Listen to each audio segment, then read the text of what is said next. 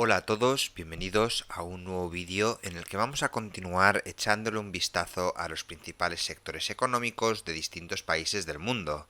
Hoy vamos a hacerlo sobre Bielorrusia y antes de empezar me gustaría que os suscribierais para que pudiera seguir haciendo este tipo de contenido. Y sin más preámbulo, comencemos. Vamos a empezar contextualizando un poco y poniendo un poco la perspectiva histórica en lo que es Bielorrusia. La devastación durante la Segunda Guerra Mundial casi acabó con la agricultura y la industria en la República Socialista Soviética de Bielorrusia. Y el intenso impulso de la posguerra para restaurar la economía dio como resultado un gran sector industrial que dependía de las otras repúblicas soviéticas, particularmente Rusia para energía y materias primas. La disolución de la Unión Soviética no solo aumentó drásticamente el costo de estas materias primas, sino que también redujo el mercado tradicional de productos manufacturados bielorrusos. Como resultado, la producción disminuyó en Bielorrusia a principios de la década de 1990.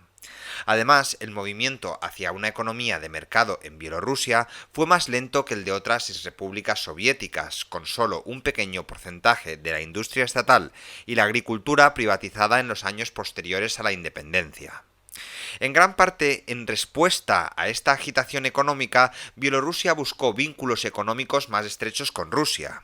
A principios del siglo XXI, Rusia seguía teniendo un socio comercial importante, aunque las relaciones entre los dos países se habían vuelto tensas como resultado de las disputas sobre el precio del gas y el petróleo importados. Mientras tanto, Bielorrusia experimentó aumentos sustanciales en su Producto Interior Bruto, así como el crecimiento del comercio con la Unión Europea. Sin embargo, el país se vio muy afectado por la recesión mundial que comenzó en 2008.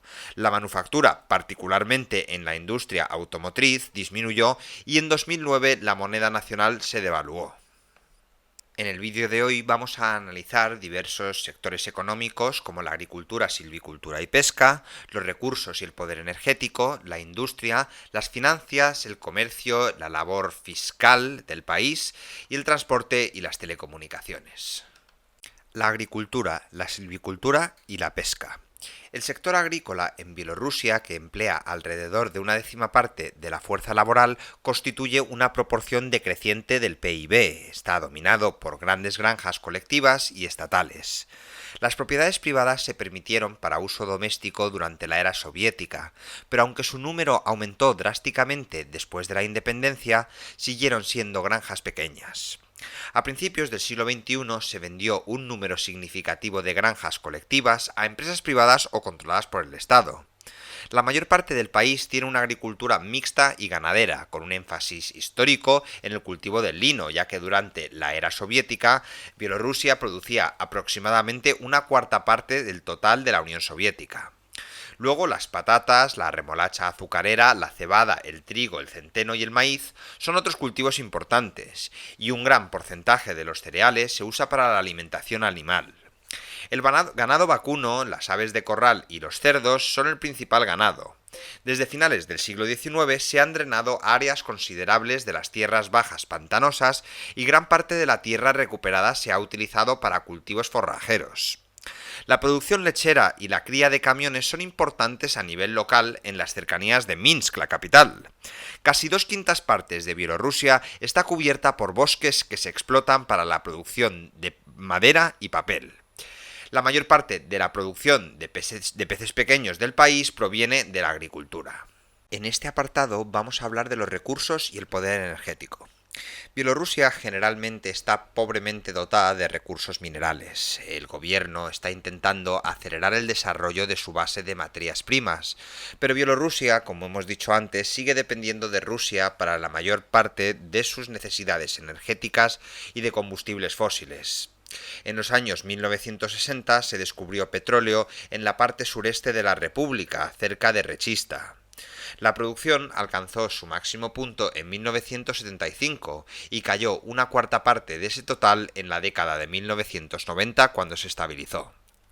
Bielorrusia posee, sin embargo, una de las mayores reservas de potasa, que son sales de potasio, que fue descubierta al sur de Minsk en 1949 y explotada desde la década de 1960 alrededor de la nueva ciudad minera y centro de fabricación de fertilizantes de Salihorsk.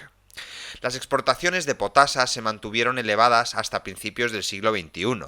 El país también es líder mundial en la producción de turba, que es especialmente abundante en las marismas de Pripet.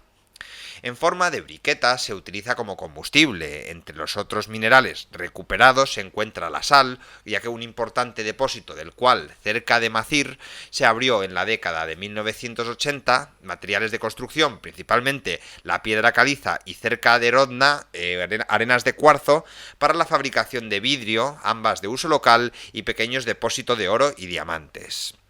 Casi toda la electricidad se genera en centrales térmicas que utilizan gas natural y petróleo por tuberías. Sin embargo, hay cierto uso local de turba y hay varias plantas de energía hidroeléctrica de baja capacidad. A principios del siglo XXI, Bielorrusia inició la construcción de su primera central nuclear. El gobierno lituano se opuso enérgicamente a la planta, que estaba ubicada a menos de 15 millas, 24 kilómetros, de la frontera lituana. Fabricación e industria. La producción militar fue de alta prioridad industrial durante la era soviética, y la transición a la producción principalmente civil fue difícil. No obstante, la minería y la manufactura siguen siendo componentes importantes de la economía de Bielorrusia y juntos representan más de una cuarta parte del PIB. Y el procesamiento de minerales e hidrocarburos desempeña un papel importante. En Salihorsk se encuentra una gran instalación para la producción de fertilizantes potásicos. Hay refinerías de petróleo en el área de Polsak y Macir en el sur. Ambos son servidos por ramas de un importante oleoducto que se origina en el oeste de Siberia, pero las instalaciones de Macir también procesan petróleo local de Rechista. También hay una gran planta petroquímica en Polotsk. Los fertilizantes nitrogenados se fabrican en Rodna utilizando gas natural. La industria pesada está bien desarrollada en Bielorrusia. Los vehículos pesados, en particular camiones y tractores, se fabrican en Minsk, Zotzina y Mailou.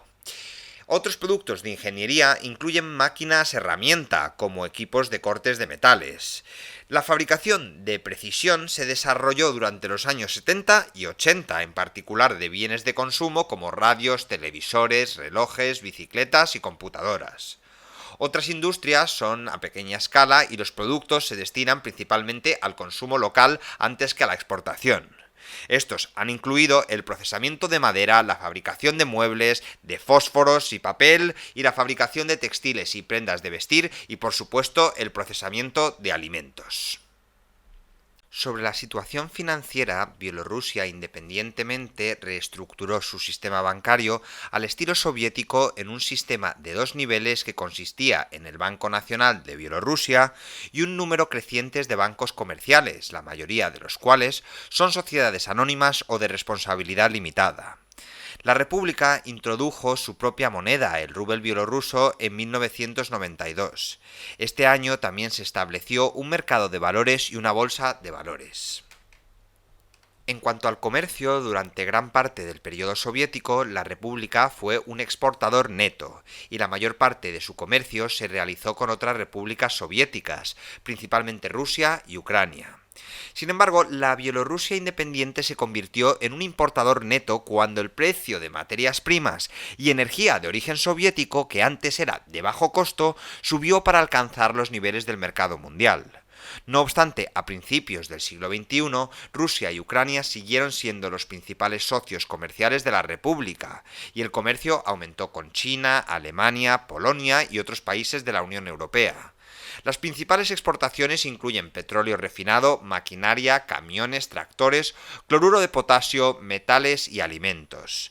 Las principales importaciones incluyen petróleo crudo, maquinaria, gas natural, metal laminado y productos químicos y alimentos.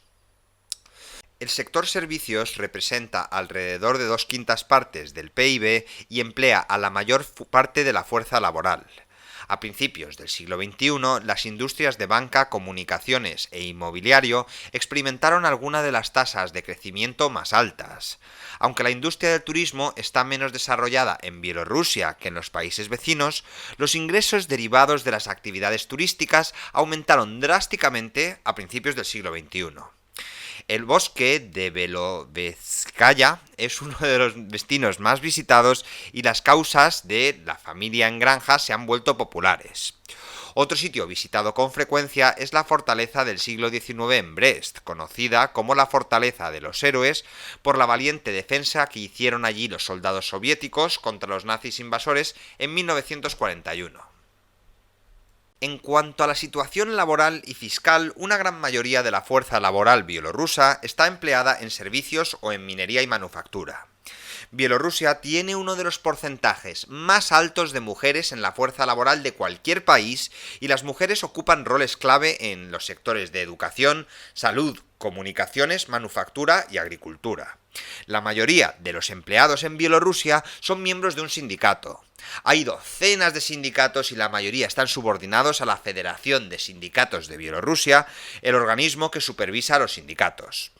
A principios del siglo XXI, el sistema fiscal de Bielorrusia se simplificó para adaptarlo más a las normas europeas.